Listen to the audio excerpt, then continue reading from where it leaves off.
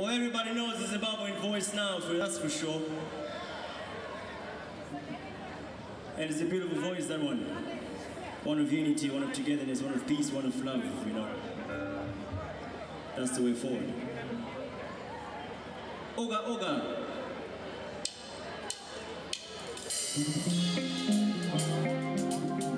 From the African Highway Podcast Network, I'm Dumi Mabene, and this is Zimbabwean Voices, the podcast where we shed light on Zimbabweans from all walks of life that are using their platforms to shift the Zimbabwean narrative for the better.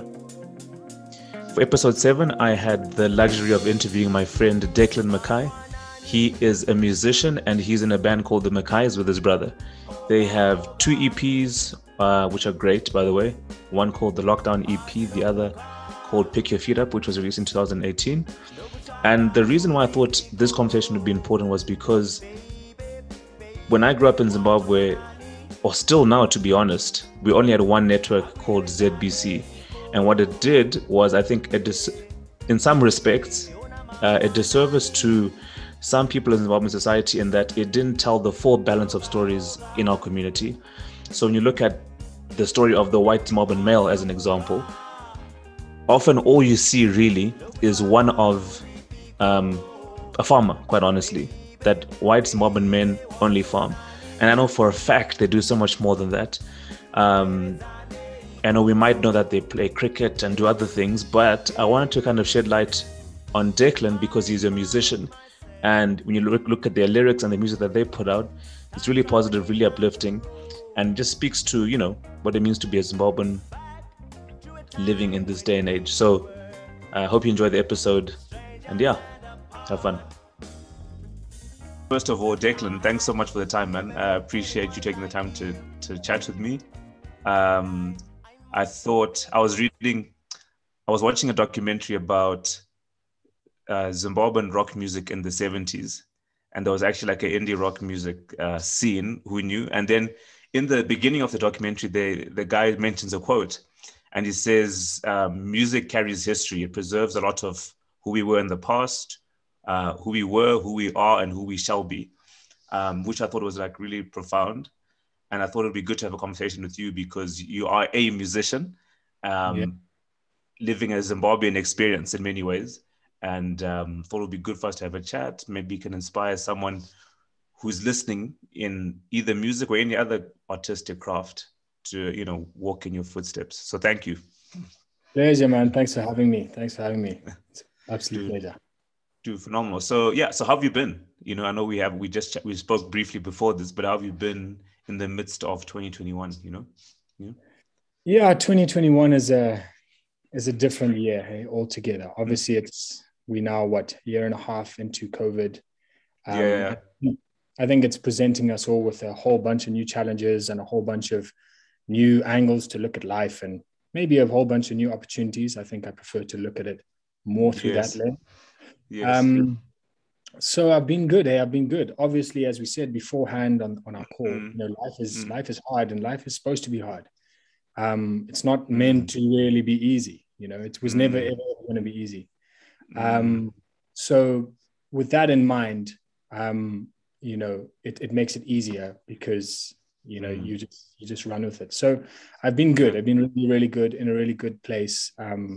Just mentally and creatively, it's a good time at the moment for all that, obviously taking into account the fact that we all kind of separated from our loved ones and of course, you know, all that. Yeah, of course.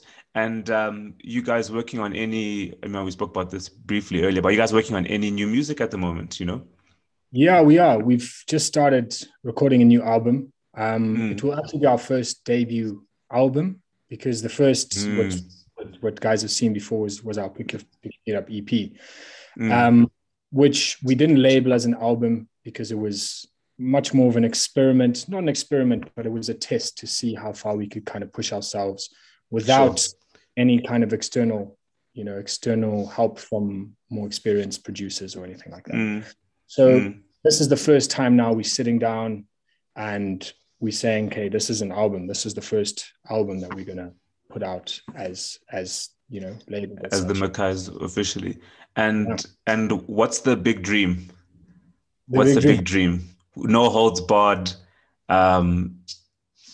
To be honest, Sky's the limit. What's the big dream? You know what I'm saying? Yeah, man.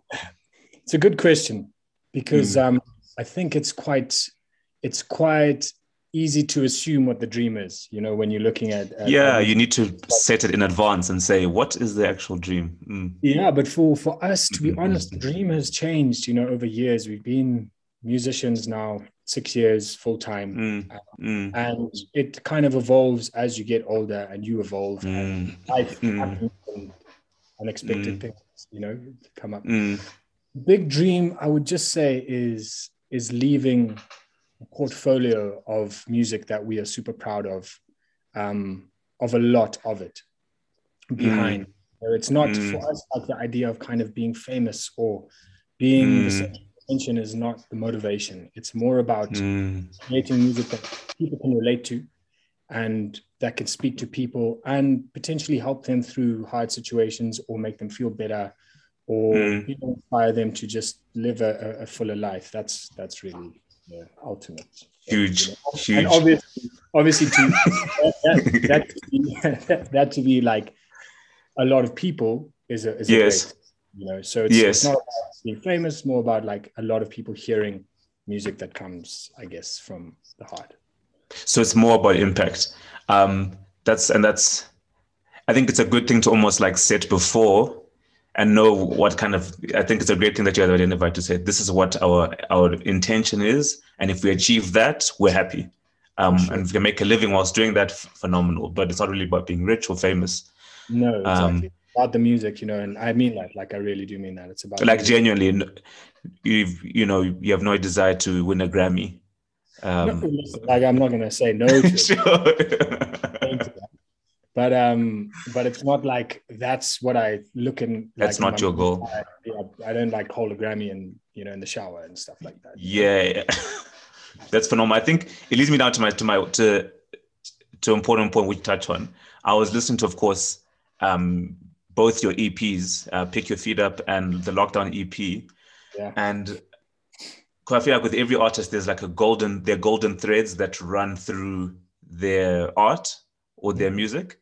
Yeah. Sure. And I think the first thing that kind of stood out for me with your guys, with you and your brother's work was that, how can I say?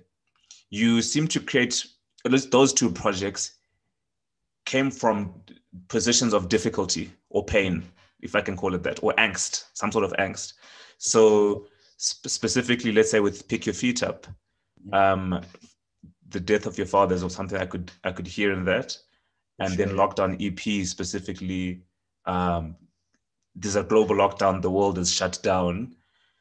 So these are two, you know, very different situations, but in of themselves, there's like this desire to make something of love or expression in the midst of that. Is that pretty accurate? Yeah, definitely, man. I think, you know, obviously those two projects were different in themselves. Correct. As you say, the one was, you know, just after my dad had died, and the other one was COVID. So they had in themselves like maybe slight differences. But you're 100% right. I think it's only now that you mention it that way that I'm looking from there. But I think when we've been presented with, you know, a tough situation or, you know, life has thrown something at us that has been unexpected and really difficult. We've kind of always used it as an opportunity to be like, how can we turn this around? Yeah, so you're definitely right about that. And, you know, I was thinking about this. I've been thinking about this for some years, and it's kind of ties into what makes me want to be a musician. And it's a little deep and a bit dark, but I was thinking about the idea of we as musicians, our purpose in life is kind of to, it sounds hectic, but no, you say it like it is. Say what you feel, Declan. Say what you feel. Our purpose is to sweep the floors of the underworld so that you don't have to, you know, so that the listeners don't have to. I feel like we need to go deep inside to find music that means something, you know, and I'm not hating on any other music, but like a lot of music these days is just, it's surface level. It's not, it doesn't get into what it means to be a human being. And so we have to go in there to extract those kind of lessons and and also just like the beauty in the situation, because losing your dad, that's an incredibly horrible thing. Like, it's incredibly difficult to go through. But there is beauty in it, and I mean that with absolute love and respect. There's a small amount of beauty in that experience, because it makes you much more appreciative of the people around you, and it takes you to a place that is completely natural. We are designed to lose each other. We're not we're not going to live forever. So it's kind of like, I think, looking back on it, as I said, we went in there to try and find some positivity to spread to people, so that other people, can be lifted out of that, out of similar scenarios. Yeah. Huge.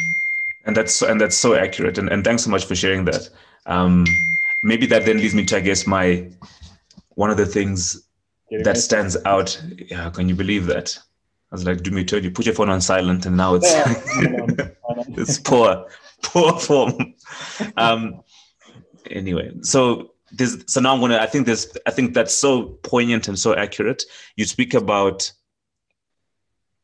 the beauty in that struggle, which it's a hard truth to kind of come to terms with.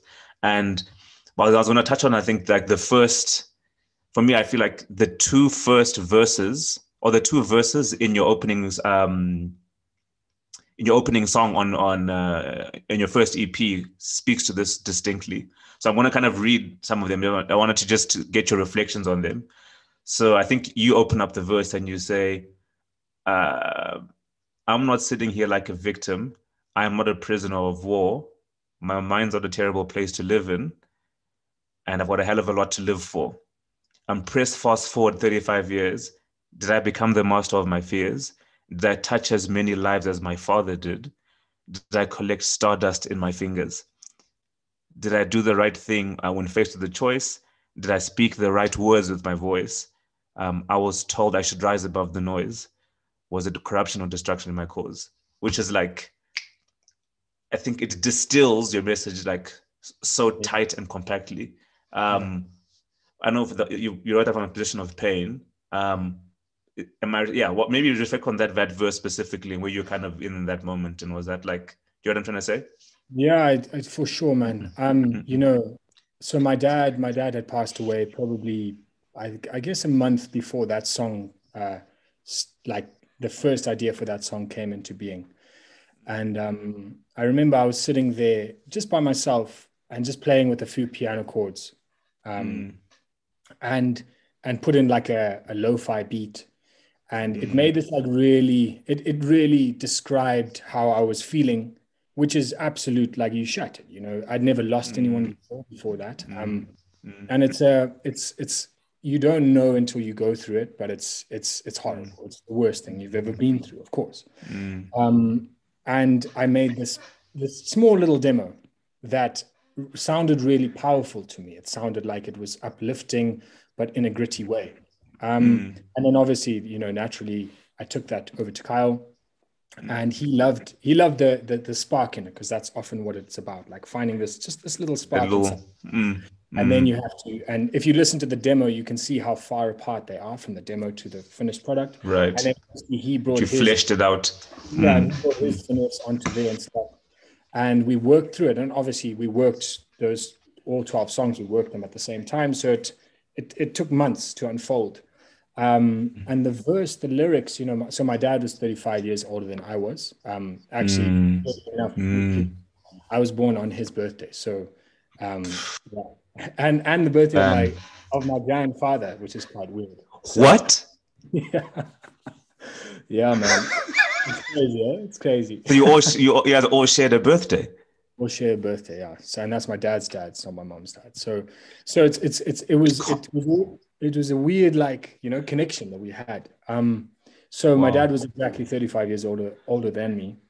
Yes. And yeah, and then so I guess it ties into what I was saying. Is like, I'm not sitting here like a victim. I'm not like I'm not in an unusual place, because I had known friends who lost some of their parents.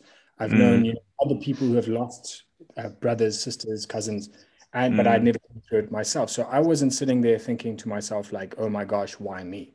Because it's a normal thing that everyone is going through. So was the kind of start of it. It was like, I'm not a victim. I'm not a prisoner of war. Was more like I'm not, prisoners of wars have it yes.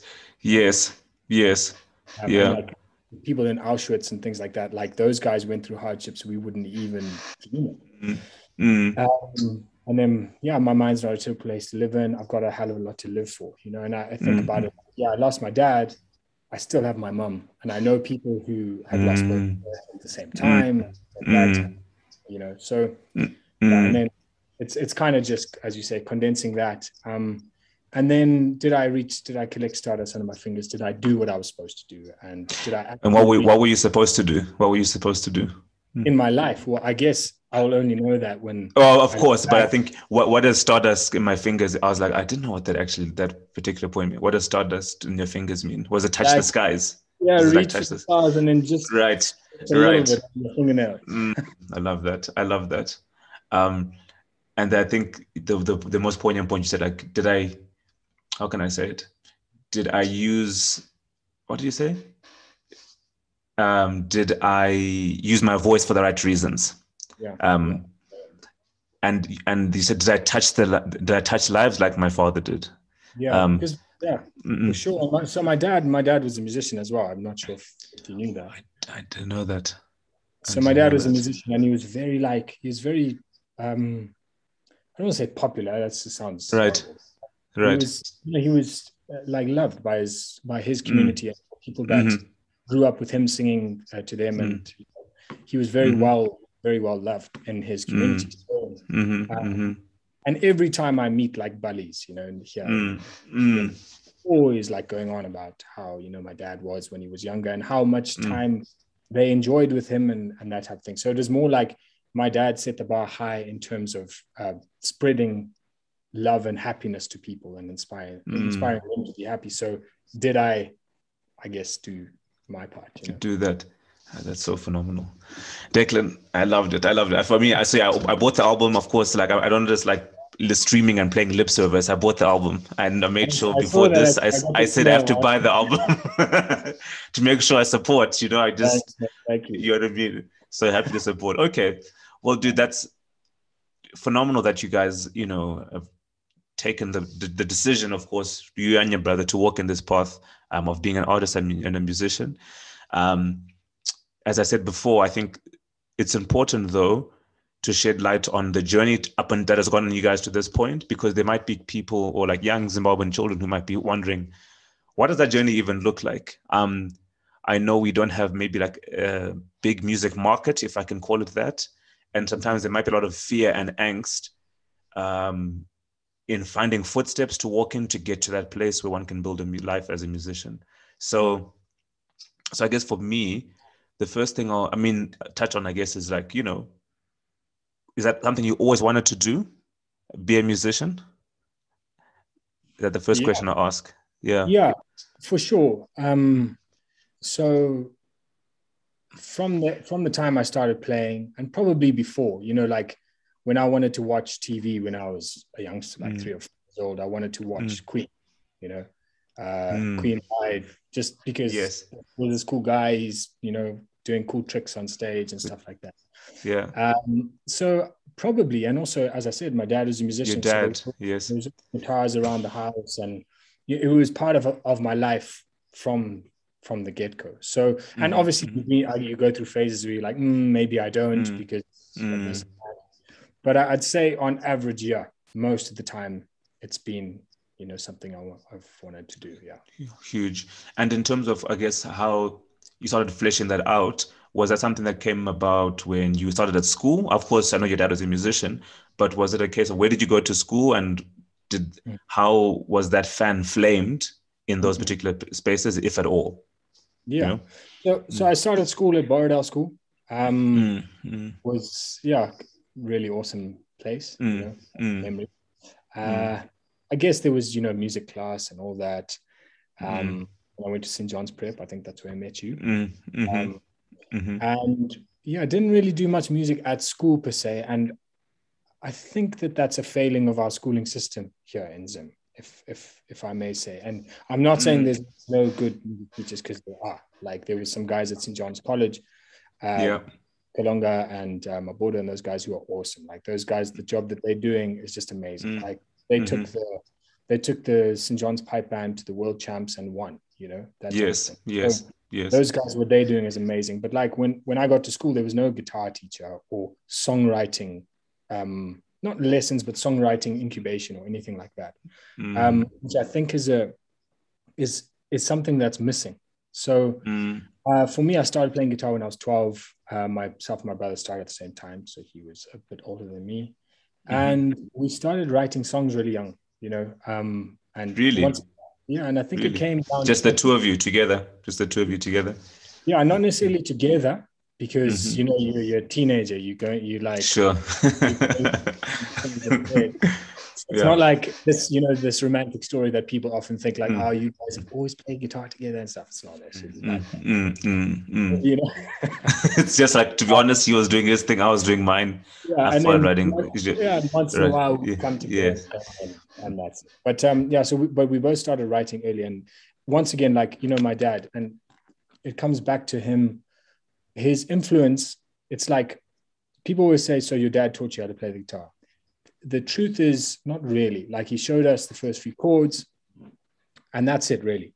And then he left us to ourselves. But what he did do that I think was much, much more valuable was he installed like a certain amount of kind of wonder and belief that you can do it if you want to, you know. And he would like, and I use the word incubate on purpose, because he would kind of incubate what you were up to. So he'd be like, hey guys, why don't you go write a song, and you go write a song and come back and we'll see what they like in an hour, you know. And the songs are so terrible, obviously, but you starting that incubating.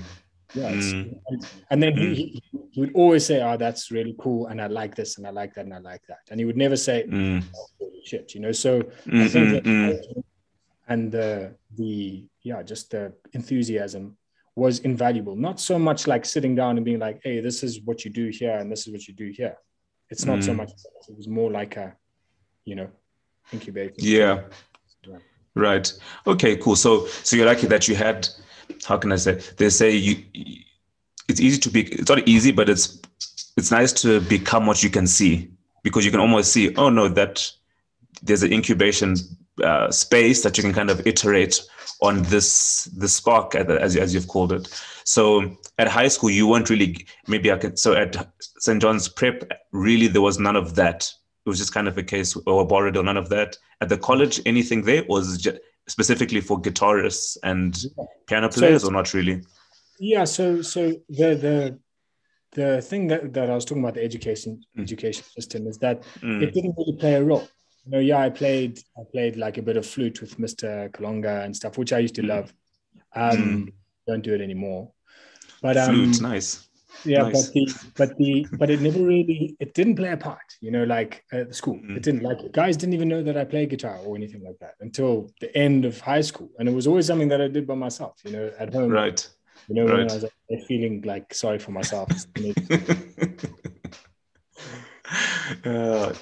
Oh, goodness me. So you're at, then I guess the nice thing about the schools that, you know, we're lucky enough to go to is that there's still a world of possibilities, you know, despite the fact that things might not be perfect in particular spaces. There's still a lot of people there's still a world of possibilities that we could flesh out as career options beyond that. For you specifically, when you were in high school, what were you thinking about doing after you finished school? Were you know what I mean? What were the avenues you were thinking of pursuing at that stage? Yeah, at that stage, you know, the music was a passion, as I said, something that I would use as kind of like a place to go and you know, be myself, I guess. And then, but you know, like my family, we've never been like broke, but we've never had a lot of money, you know. So sure. So it's like I was at St. John's School, very, very, very privileged to have gone there. But you know, there's guys who have more and stuff, and it's not that that didn't make me insecure in any way, but it did make me think to myself, you know, like I want to be able to like look after my family, look after my mom in the future. So when I was at school, high school, I always thought to myself, you know, this music stuff, I don't know if I'm going to use it as a career because I don't know if it can make me any to make any money. Yeah. So I actually just thought like, well, the easiest thing to do is like, I don't know, study business, you know, because everything runs around business in some way or another. Sure. And then ended up going to UCT and studying business, which I absolutely hated, but I did. Really? Yeah. You hated it? I hated it. Like first semester, the workload is so hard, like so high. And it just like, I think that was actually the turning point, which is quite funny because after my first semester in first year, I was like, you know, like, I don't want to do this. I want to be a musician. Like, you know, I don't want to deal with this. Like, I don't know. It didn't resonate. It didn't sit well. Right. But then obviously my parents had, you know, sacrificed a lot to put me there. So I thought to myself, I have to finish. And in many ways, it was the best thing because it also gave me 3 years in which I wasn't able to be a musician, but it gave me 3 years to practice more and to you know, spend time on it until I was going to go out into the world and start trying to play music full time. Like uni times, I didn't watch TV very rarely, you know. Yeah. It would just be, I need to practice. So really, you'd already like the seeds already, because you had the seeds on before, but in those 3 years in Cape Town, you were kind of just chipping away and just sharpening the axe and saying, okay, we have to keep getting better at this craft. Yeah, exactly. And at the same time, so my brother was back here and we had already decided like, you know, I think he was probably feeling the same. He had tried a whole bunch of things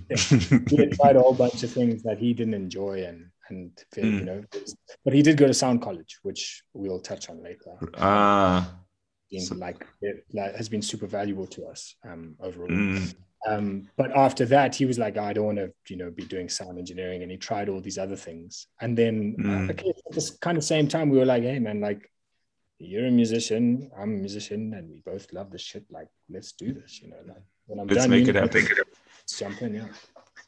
And what did practice look like at you? So, you know, sometimes often at college, people will have like live gigs where they can go to like live bars or pubs. What did that look like for you when you were in Cape Town, you know, if at all? So obviously it would be like every night playing in my bathroom, my own bathroom. I'd be, just playing and writing as many songs as I could. And then there was a bunch of like open mics, in Cape Town. There was a really cool club called Barleycorn Music Club. I used to go to maybe every few months. That was so cool. You've written these songs, you really like perfect them, and then you go play them for a bunch of strangers. And it's like a listen, so you don't, you're not allowed to talk during songs and stuff. So that was probably my favorite. And there was another place called, obviously, Armchair. They used to have open mics, so I'd go there. And then just a whole bunch of open mics around Cape Town. I'd always go and give a shot. It was super fun, man. Like that was. Were you ever like nervous? Do you ever have fear? Or by that stage, you're like, look, this is the path I'm taking. This is just this is just the route I have to. Of course, some people have like, there might be someone who's listening, who's sitting with the same, angst and saying like, I have this thing, I'm playing in my bathroom, but I feel like it just ends in these four walls. Did you ever have a fear to say, man, at what stage am I going to take it beyond these four walls and take these songs out into the world? Or were you just confident and said, nah, they're going to hear these things regardless? Yeah, it's a good question. I think, it comes back to the whole school thing. Was I didn't play for anyone until I felt like I could actually play a song, or no, I lie. Maybe like I could play many songs. So when the first time I played at the end of school, the reaction was good. Not because I was amazing, but because you hear your mate who, you didn't know could play guitar, and he can bang out like 10 songs, and he's like his own songs. It's pretty cool, at the time. So because of that, the reaction I got from my peers, which I think is super important, was always really good. And then like other guys would ask me to play if we had pre-drinks before going out or whatever. The reaction was always good because so Declan, play us a tune. You're like, yeah, cool, I've got you. Yeah. And it always, I think the combination of their surprise and me actually having been practicing a lot always made the reaction good. So that was really, I think, important, because too often people have this dream or this passion and they try and, they try and grow on it, and it gets crushed because you try to sing a song to your mate and he's like, hey, you idiot, what are you doing? So I never had that. And that's simply just a product of not playing for the first like 5 years. Yes. Not playing live to people. Live, sure. So to bring it to your question, was like, I have always had that confidence, I guess, that I've done this, like I've practiced, I've been there, I've written these songs, I've perfected them. And of course, before you go on stage and open mic, the first open mic you've ever done, you think it's the gig of your life, and there's like 3 people.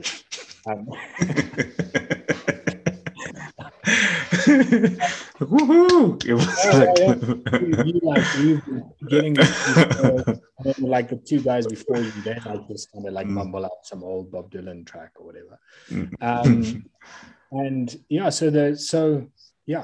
obviously before you go on stage, but I've listened to a lot of musicians, and they often say before you do the arena, like it's really important that when you're performing for those 3 people, like those 3 people teach you a lot about performing on like a larger scale, because then like, I have these 3 people in this room.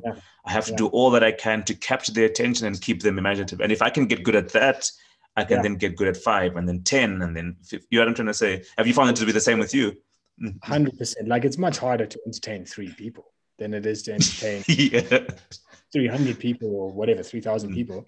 It's much easier because there's a vibe. There's already a vibe with those 300 people. You pack into like a little venue and everyone's like feeling it, and maybe people are probably having some drinks and feeling loose. Easy, but it's not. But compared to 3 people, compared to 1 or 2, so, cool. So you've done this so you're doing the open mic sessions, and you're kind of testing these songs, maybe tweaking them, getting better throughout your 3 years. But of course, as any person that kind of goes the university route, there's that thing, when it's the end of 3rd year or 4th year, and everyone's like, so what are you going to do now? Like, what's the thing? And and I'm sure with you doing business, everyone's like, oh, well, I'm going to work in consulting, or I'm going to do this or do that. What was of course you knew you had already decided, but did you have any reservations at the end, or were you still like, no, guys, I'm doing this music thing, I'm going to make it happen? There's no reservations. It was like a countdown, man. It was like, I've got 2 semesters left. Come on, like, just want to get out there, There's no reservations at that point. And also, like, I knew that myself and my brother were going into this. And that was just super exciting, because it was, it was super. There was no reservations at that time, no. And touch on like what that looked like for both of you. I know, of course, you play, you're in a band with your brother. What did the next step beyond university and for your brother Sound College look like? To say, what were those ideas like? We say, when we finish, we're going to do an EP, or we're going to, what was the definitive step that you guys took? It was we're gonna get a whole bunch, like as many gigs as we can, obviously do like a bunch of rehearsals, get as many gigs as you can at that point, anywhere that'll take us, just play and dive right in and record as much as we can. Back then it was hectic. It was like, now I get 8 hours sleep a night, and I'm grateful for that now. I'm a bully compared to back then. Right. I can't be doing what I was doing. You can't be doing this. But back then it wasn't like that. It would be like wake up, probably a bit late, so like 10 o'clock in the morning, work the whole day until 3 or 4 in the morning, and then sleep, and then wake up again and do the same thing. So you'd be writing, you'd be recording. And the whole thing with us that I think has been slightly different is that we've only ever recorded ourselves, apart from the one small project that we did at a studio.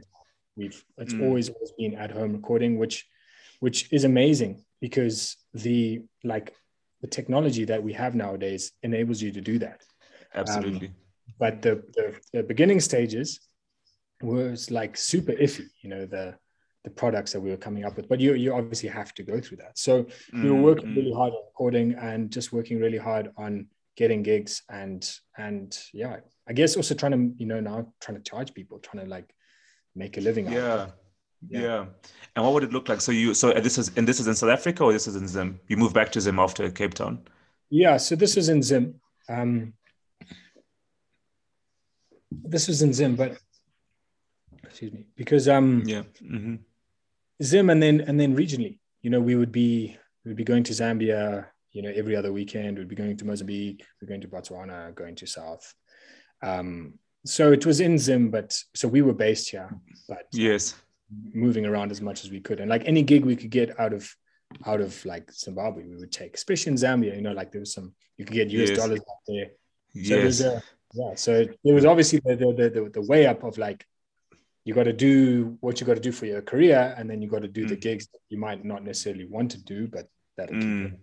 But they keep you afloat. So if someone's listening here that's in the same boat, what's the process? So do you say, of course, the recording and practicing never stops. That's a perpetual thing. But did you guys have to almost have like a product with which to kind of share with someone, whether that's in Zambia or Mozambique or in South Africa? Or were you know what I mean? Like, what was the thing that you used to kind of get all of those gigs and keep you guys afloat? So when we started out, like, it's a tricky thing, because when you start, you kind of, I don't know if you have to, but we felt like you kind of have to play quite a lot of covers for people, because you can't just rock up at a gig and be like, listen to my song. What, you have to play a Bob Dylan, Oasis, Wonderwall, you have to play like the Killers, Mr. Brightside, all of these. All of these. Yeah, damn. Which was never our intention. And, right. we've actually always hated doing that. Because it doesn't feel honest to either of us. Yes. But I think we had a good kind of reputation from the start of, like, we worked hard. Like, we'd get to a venue, we'd set up, and they'd book us for, say, 3 hours.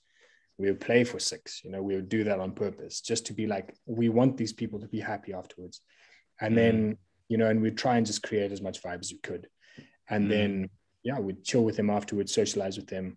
And I think from there, we just picked up more and more kind of gigs around.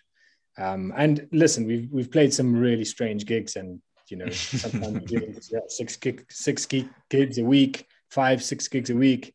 You don't know where, like, your next gig is going to be. We drive out to Chinoy and play at the Cut Hotel, things like that. And it's just like, it was bizarre. And then the next week, like, a really cool place where they want original music, so you come and play your stuff. So it's the beginning stages are hard, because it's not like, if you're an established artist, you can have your set is rehearsed, it's your music, it's how you've like done it for the last however long, and you just go and you just bang that out. But in the beginning, you kind of have to be dynamic, like, who's your crowd? It's all fair and well being like, you guys must listen to the music that we've written, but you can't just do that all the time, otherwise. Of course. Yeah, Of course. So like, the harsh reality is, you can't just, like, as much as you would love to just play, and maybe back in the day you could get a record label or a record deal to support you through the incubation phase. Nowadays you gotta eat, Yeah. So you're almost balancing, like, the gigs that you play, these covers. You'll sneak in your own letter single, just to kind of you sneak in your own. Like 3 times. So.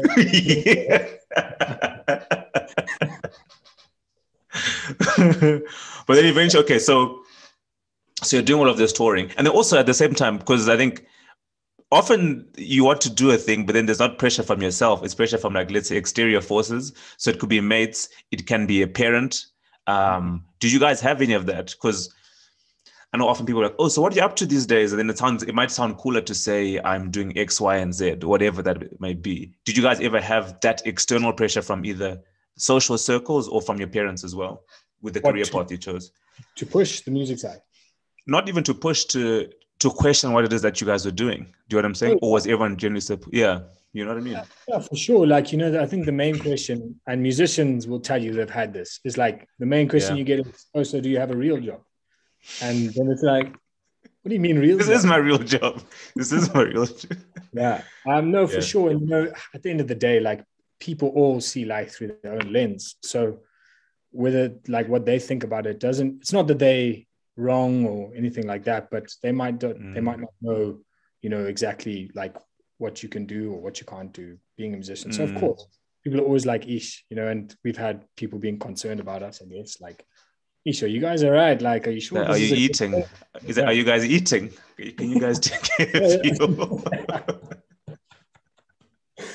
Yeah, for sure. And you know, obviously, you know, it's up and down. So sometimes you're like, yeah, you know, times are quite hard, but then other times you're like, it's quite cool to be like, no, we're doing really well. It's life's good, and takes it. And did you ever have a moment, you and both and your brother, when you said, geez, but I don't know if this thing's going to pan out for us? And of course, it's a constant work in process, but was there ever a moment where you said, maybe we pack these guitars away and kind of get quote unquote real jobs? Yeah, I wouldn't say that far. There's definitely been many moments where we've been like, is this good? Like, are we on the right path here? Because it's bloody hard. Like any musician will tell you. Now you throw COVID on top of that. It's incredibly difficult, you know, and especially in a country which Zimbabwean people are not that open to new music, you know, like it's quite hard to get Zimbabweans to listen to a new song en masse, not like the individual. Of course, there's individuals who are music lovers who are like, love it. But in mass, you're like, it's quite difficult. You know, it's not as easy as, or maybe that's just what I think. Maybe if you ask someone else, they'll think differently. But actually, it's funny. Like we met up with Mackayz the one time, and he was like, you know, Zimbabweans making music for Zimbabweans can be difficult because they just want the same thing, you know, as opposed to like, if you try and make something experimental, you know, is it really, are they gonna like it? Yes. I find that so interesting. You say that point. And it's tough. I was reading Mackayz article yesterday about someone doing a review on his latest album. And typically a lot of his work has been very, I don't want to hear my intent is that I don't say poppy per se, but it's been a lot of like hits, if I can call it that, or maybe not as much substance, if I can call it that. And with his latest album now that he dropped last week, there's so many layers and subject matters and layers of it's just very rich and dense in content. Yeah. And it's very polarizing because some people will hate it. Some people will be like, no, we want more of the same, you know, hit records. We just want another Mdara Chawe or whatever, or like, do you know what I'm saying?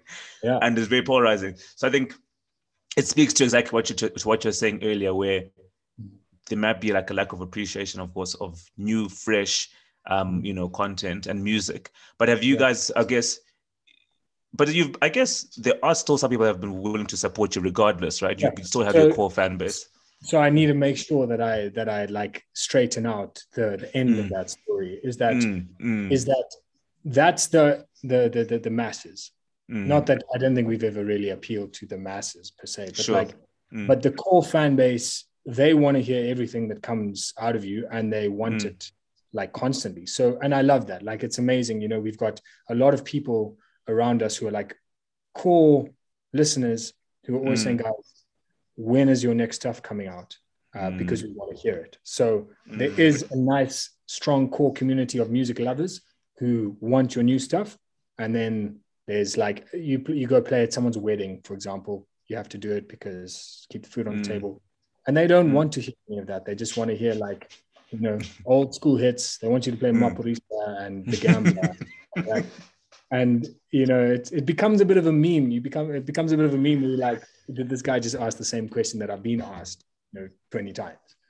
You know, I wrote in my notes when I was preparing for this, I was like, it's important to, literally I wrote this exact line. I was like, it's important to talk about Declan, the Mackayz story, because we need more hit records from white Zimbabwean musicians that are not Mapurisa Emua, right? Like, it can't always... we need it's so important. It's like we can't have. So I think that's what leads to my second question, which is like, was there any reservation that you guys, because if you look at, when you talk about the masses, from a musician perspective, a lot of the time you have your Mackayz. So basically, like, Zimbabwe is predominantly like a black country, if I can call it that, right? but which means if you're a musician who pops, you appeal to a massive demographic of people. I do think music transcends race. I do still think music transcends race. But did you guys have reservations to say like, well, there might be like a racial barrier, at least as an initial start? Do you have fear to say like, well, who would be appealing to that mass demographic of people? And if not, do we still live our truth regardless, or do we kind of pack it up? Did you ever have those reservations? You know? Yeah, I think the tricky thing for us is it comes down to language. You know, at the end of the day, like I don't want to sing songs in Shona, not because I don't love Shona and appreciate Shona music. I love Shona music. So much soul, and as you said, that quote that you said at the beginning, you know, so much history, so much culture in it. But I think it can come off as a little bit like the wrong message, like, you know, and not to say that those who have done it before, it's been the wrong message, but from me, I don't feel like it would be authentic, you know. It's a hard one. It's almost like, are you singing in Shona because you want the masses to relate to it, or is this just your song, you know? And like, I must say, like someone like, let's say Gemma, who's done really, really, really well, and absolute respect. And what she's done really well is kind of like bridge the gap between race in a way that needed to be done. So absolute respect. But she's got that flair and that character and that charisma to do that. Whereas I don't know if we do, you know. So and like my music, the music that our influences are obviously Western and African, you know, but those influences. We love to like experiment with African rhythms and try and merge the two. So I think it comes down to language. Language, sure. Because like, yeah, you know, like the masses of Zimbabwe, are they going to rock out to a Zimbabwean song in English? Maybe. But I'm not sure. I don't know. I feel often how musicians do it, sometimes they do like features. So they'll do like the English record and they'll feature someone, and then the person do the Shona and then the Bele or whatever. But yeah, as you say, it's like a very delicate balance to try and manage.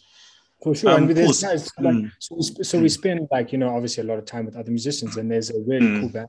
I'm not sure you know, it's Flying Bantu from Vic Falls. And those guys, I think what they do really, really, really, really well is the front man is Nash. His like English Shona balance is just perfect, you know. Like those guys, I think, have just got a different kind of toolkit at their fingertips where they can appeal in a very big way to a English audience, and they can appeal in a very, very big way to a Shona audience. And that's because it's kind of expected that, you know, and I don't know if this is right or wrong or whatever, it's not a debate, but it's like, it's normal for, you know, people to speak English and Shona, like for Black people, but Shona, it's, I don't know, it's a tricky one. No, for sure. Like, regrettably, I don't speak Shona fluently, so yeah. Sure. I think you'll find the balance eventually. I think, you know, it'll come. So it's not, the journey isn't done, right? So that'll come. And also, as you say, features, you know, features with other artists. I think that's definitely. Absolutely. So you guys have had, of course, we spoke on some of the lows. One, how important has it been, you know, having your brother there throughout this process? That's the first thing. And then two, what are like the biggest, because we know the lows, but what are the highest of highs that have validated, you know, the decision to kind of do music and be like, this is why we did it. Like, yes, this is exactly it. So yeah, speak on those 2 points. You know? So having my brother with me has always been invaluable, because you can handle the lows easily, or more, because there's you both in the same boat and you're not dead, you know, and it's easy to laugh about things. And I think like taking a sense of humor when you're in the gutter, you can, so that's absolutely invaluable, not to mention the value that comes out of joining two different minds together. You know, like, you need each other to break each other out of certain molds of thought or creativity. Like, I can have an idea, I can write a song on a guitar, then I go to him and I don't know what to do with it now, and I go to him and his perspective will break me out of, you know, out of my box, and then therefore we can both work on it going forward. And likewise, like, he can have some idea and then I'll be like, why don't we do this? And then he can be like, awesome, let's continue in this way. And it's just kind of like, you know, two feet stepping. So absolutely invaluable. And some of the highs have just been, okay, obviously there was a competition a couple of years back to get onto Rocking the Daisies. Which was such a high. And it's not that I want to like kind of live in the past. That was the pinnacle of our success. Yeah, it wasn't. Well, I hope not. But, it won't be. It won't be. But yeah. But the beauty behind that was like the rallying of thousands of people to vote for you, and you win. You know, and the reason why they voted for us was not because they liked our music; it was because we were Zimbabwean. You know, so yes, that was such a high. Like, and you get to go and you're on a world stage. You know, you're playing on the same stage as Mac Miller and you know, and Hugh Masekela and Groove. Like it was unreal. So that was obviously like a massive highlight. And like Mac Miller, I'm a huge Mac Miller fan. So him now he's no longer, and I can say, yeah, I played on the same stage as that. Did you meet him when you were there? No.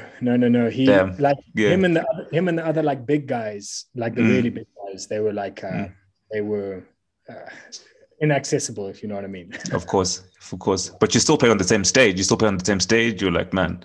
Yeah, man. So that was obviously a huge high, and I think just the support that came from Zimbabweans, like the final round. It's quite a long story, but the final round of voting was just a sheer poll on a Facebook Facebook. And I think we got like over 5,000 votes, which was like, what the hell, man? Like, that's amazing, you know. And apparently, and this probably ties into a future question or something, but apparently, some of my friends were telling me that they were phoning each other, being like, "We won."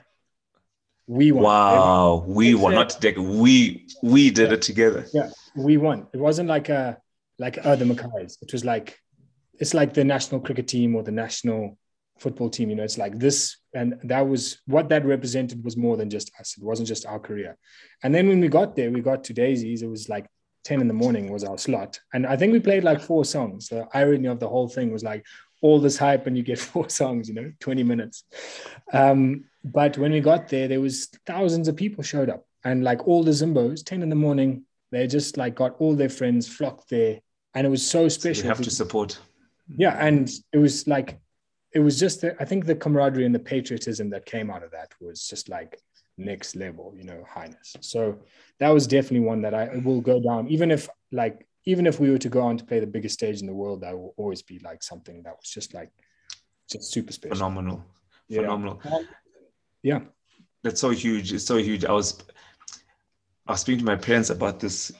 I had a conversation with, you might know him, Kuda Mangwe from, exactly. Exactly. He's a beast. But we spoke about this idea of, it would be, if you win, I win. Mm-hmm. So when Declan does, and his brother, you know, the Mackayz do a phenomenal job, and you guys are successful, I can be successful because I can have a child one day, or know of someone who can be like, you might be able to walk in Declan's shoes, the Zimbabwean way, of course. There's the tangible Zimbabwean steps that you can point to and walk in your footsteps. And the reason why I speak on that particular example is because I think there was this like general idea that we're speaking about, where the only way I think we help change our narrative, or like as a country, is if we are invested. He said this very poignant thing, which was, if we are invested in the success of your neighbor. Mm-hmm. And he used this example of like being at a traffic light, and the power goes, and there's no power goes, and then everyone's trying to go at the same time, and then it's just a nightmare because no one's thinking about the person next to them. So because I'm not letting you go, we all end up getting stuck, and we can't get home to our families. For sure, man. But if the thinking is to say, look, let's pause, let the car on the left go right, I give way, we eventually all get there. So I think that's what your experience of Rocking the Daisies is so validating, because there are 2 schools of thought. There's the thought of, oh, we don't want everyone else to do well because we were scared of hope. But then there's the other school of thought, which is, no, actually, there are a lot of people who actually really want Zimbabweans in whatever field to do extremely well, and to support them in that journey. And you really experienced that and felt it palpably. you know? Yeah, exactly. And it comes down to, why did they support you? And this is the beauty in it, is they didn't support you because of your music. And I think that's amazing. They supported you because you're from Zim. And yes, of course, they might support you because of the music. They might like the music at the same time. But even if they didn't like the music, they would still support you because they're from Zim. And I think that's such a powerful thing about Zimbabweans in general. It's like when Zimbabweans are on the world stage, you know, like there was these guys recently who did the Similias. Have you heard that story? Yeah. Yes. Yeah. There's that book with Tinashe Nyamudoka, the book Blind Ambition. Blind Ambition is the movie. Yes, that's it. And like Zimbabweans, like you tell that to any of, like you, when I heard that story, you know, you just, you love it. You're just so happy, so proud. And you're 100% right. It's an identity. You identify with that. And because we, you know, not necessarily always on the world stage for whatever that is, it feels so good when you are, you know, and guarantee, like imagine if there was a Zimbabwean running in the 100 meters at Olympics, guys would go. Would go wild to be chuffed. Yeah, of course. Yeah, for sure, man. That's yeah, and also it's another thing, like amongst just the musicians, the musician community here is really good like that. It's like, if you win, I win, you know, which I don't know if that applies in the rest of the world. I think in the rest of the world, it's probably a lot more competition. Whereas here, it's like, and actually this came from Nash again, Flying Bantu. He was like, he's like, if you win, I win. And he was just talking about the whole idea. If one of us wins, we all win, you know? And that's how it should be at the end of the day. Like, especially in something like music. Yeah, we can't say that if it's New Zealand versus the Springboks, you know? But in something like music, people have enough time, they have enough space in their playlist, they have enough space in their day, they have enough nights in their calendar to support more than just one. So there shouldn't be like this competitive nature. It should be like, you know, we should all rejoice in the success, especially in music and art.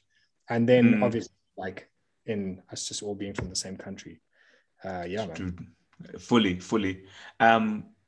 Absolutely. And I think it's been so cool to see a lot of Zimbabweans like yourself who are really just being hard-nosed and saying, this is the career path we're taking, and we're going to put out great music that can, of course, you know, inspire each other. There might be someone listening who wants to say, okay, now I've heard Declan's story. Okay, I see what it is. What advice would you give to someone like tactfully to say, okay, if I'm a 16-year-old young boy or girl from whatever, you know, background, who wants to, I guess, build a career in music or as a pathway, what advice would you give for them, you know? I would say, like, practice hard, work really hard. You know, there's another common thing that I hear from people is, oh, so what do you do during the day? It's like, dude, I work all day, you know, I spend all that time, you know, trying to reach forward. So it would be work really hard. Don't expect it to be like some form of holiday or something. It's not, definitely not like work really hard. Believe in yourself. I guess I know that sounds really cliche and stuff, but it's cliche for believe in yourself and go for it. At the end of the day, all the success stories you've heard around the world are just people. It's not like they are gods. Like we might think of it that way. Like you might look at, I don't know, Drake or someone like that and be like, this guy is just no, dude. Go into that guy and what has like caused him to get to where he is. It's a lot of hard work. That's, in fact, you know, especially in music and like athletics and all this stuff, the dedication is, it's second to none. So I would say find yourself some role models or a role model, because that's another thing. Like, are you inspired to be better?